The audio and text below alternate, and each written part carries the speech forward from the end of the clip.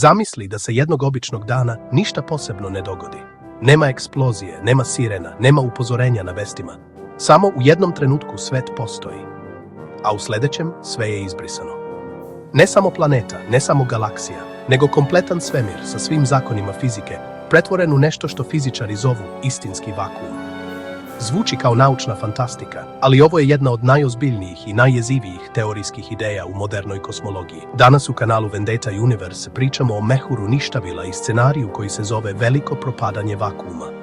Ako je istina, ne postoji skrovište, ne postoji spas, ali postoji nešto drugo, mnogo važnije. Kada čuješ reč vakuum, verovatno pomisliš na prazninu, na prostor bez vazduha, bez čestica, bez ičega. Ali u kvantnoj fizici vakuum nije prazan. On je more nevidljivih polja koja stalno ključa. Čestice nastaju i nestaju, energija skače, prostor nikada nije potpuno miran. Naš svemir je izgrađen na tim poljima, kao kuća na temeljima. Jedno od najvažnijih je Higgsovo polje, isto ono zbog kog je u CERN-u otkriven Higgsov bozon. To polje daje masu česticama i određuje kako materija uopšte postoji. Ako se vrednost tog polja promeni, menjaju se i zakoni fizike. Teoretski, postoje dva tipa vakuuma, lažni vakuum i istinski vakuum. Lažni vakuum je kao lopta u plitkoj udubini na brdu. Izgleda mirno, ali dovoljan je mali potisak da se otkotrlja u još dublju dolinu. Istinski vakuum je ta najdublja dolina, stanje sa najmanjom mogućom energijom. Neki fizičari misle da naš svemir možda živi upravo u takvom lažnom vakuumu. Stabilan, ali ne zauvek. Sada dolazi jeziv deo. Ako je naš vakuum zaista samo privremeno stanje, kvantna fizika dopušta da se jednog dana, potpuno nasumično, stvori sićušna klica istinskog vakuuma. To nije bomba, nije crna rupa. To je mehurić prostora u kome su sva polja podešena drugačije, bliže pravom minimumu energije.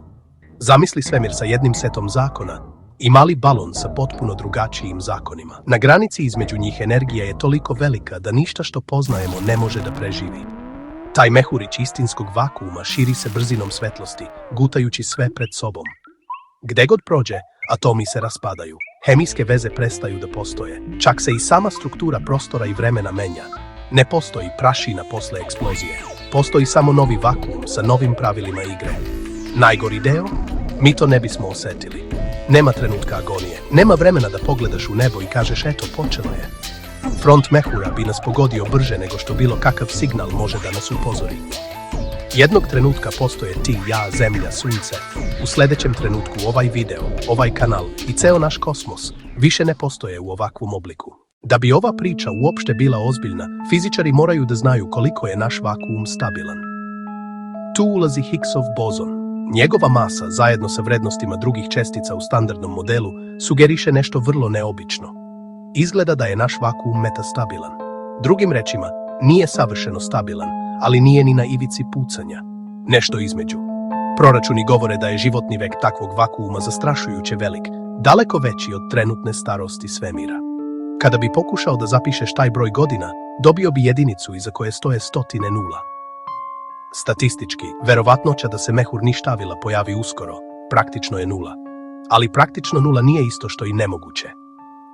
Kvantna fizika ne voli reže, veoma malo verovatno, ali ne i zabranjeno. I baš na toj granici između gotovo sigurno ne i ipak moguće, počinje nelagoda. E sad, mini horor usred videa. Šta ako se veliko propadanje vakuuma već desilo, samo negde daleko od nas? Pošto se mehur širi brzinom svetlosti, ne možemo vidjeti kako dolazi.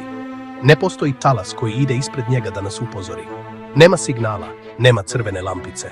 To znači da je sasvim moguće da je negde, u nekom kutku kosmosa izvan našeg vidljivog horizonta, već nastao mehurić u kom su zakoni fizike potpuno drugačiji. Možda taj novi svemir već raste. Možda tamo već postoje zvezde, galaksije, čak i neka egzotična vrsta života. A mi, u ovom mehuru lažnog vakuuma, nemamo pojma da se išta dogodilo. Ovde ulazimo u zonu spekulacija, multiverzum, beskonačno mnogo džepnih svemira, svaki sa svojim pravilima. To nije potvrđena činjenica, ali prirodno se rađa iz ovakvih proračuna. Možda naš univerzum nije konačna priča, već samo jedno poglavlje u mnogo većoj kosmičkoj knjizi. Ali iz naše perspektive, ako dođe do propadanja vakuuma, to je i dalje potpuni kraj, iskreno. Ne bismo imali priliku ni da postavimo ovo pitanje. Zato hajde da ga preformulišemo. Šta ova ideja znači za naše razumevanje sigurnosti? Ljudi vole osjećaj kontrole. Gradimo skloništa, pravimo planove, zamišljamo katastrofe koje možemo da preživimo. Ali mehur ništavila ruši tu iluziju. To je događaj na koji ne možemo da utičemo ni na jedan način. Nema spasa u svemirskom brodu, nema podzemnog bunkera. Na nivou kvantnih polja sve se menja. Doslovno postajemo nespojivi sa novom stvarnošću. Paradoksalno, u tome ima i nečeg oslobađajućeg. Ne treba da živimo u strahu od scenarija na koji nijednim postupkom ne možemo da utičemo. Jednako bi besmisleno bilo živeti u panici zbog asteroida koji možda nikada neće udariti. Ovakve pretnje ne služe da nas paralizuju, već da nam pokažu koliko je svaki trenutak retka i krhka kombinacija uslova. Većina kosmologa se slaže oko nekoliko stvari. Prvo, prema onome što znamo o Higgsu i standardnom modelu, naš vakuum je verovatno metastabilan, ali daleko od ruba kolapsa.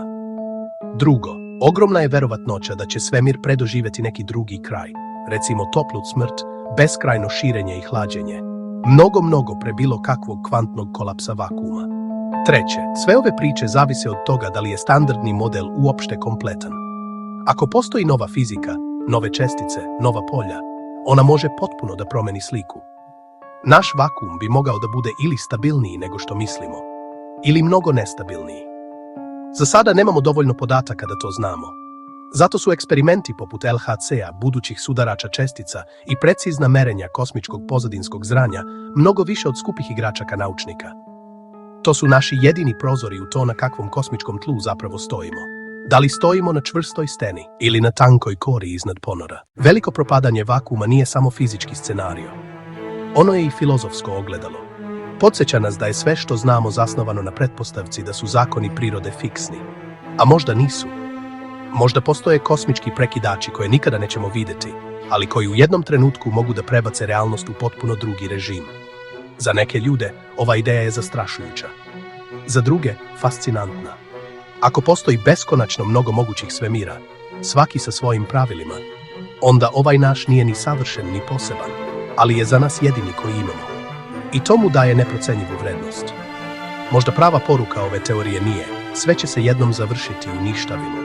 Možda je poruka, ovo što sada postoji, neverovatno je retko. Ako se ikada dogodi mehur ništavila, nećemo ga vidjeti. Neće biti spektakla, nema posljednjih reči, nema heroja. Svemir će se iz naše perspektive jednostavno ugasiti. Ali dok se to ne desi, a sve ukazuje da je verovatnoća za skoro gašenje smešno mala, imamo luksuz da živimo u kosmosu koji postoji. Možemo da šaljemo teleskope u svemir, da sudaramo čestice, da pišemo naučne radove i pravimo ovakve dokumentarce. Možemo da se svađamo oko teorija, da tražimo smisao, da postavljamo ono najstarije pitanje. Zašto postoji nešto, umjesto da ne postoji ništa? Možda nikada nećemo dobiti konačan odgovor. Ali možda je i sama potraga ono što ovaj metastabilni krhki svemir čini vrednim. Dokle god mehuri ništavila ćute, a nama je da tu tišinu ispunimo znatiželjom. Ostani uz kanal Vendetta Universe. Tek smo počeli da diramo po najopasnijim idejama moderne kosmologije. A možda je upravo ovakva misao da sve može nestati u jednom treptaju najbolji podsjetnik koliko je svaki trenutak koji imamo zapravo dragocen.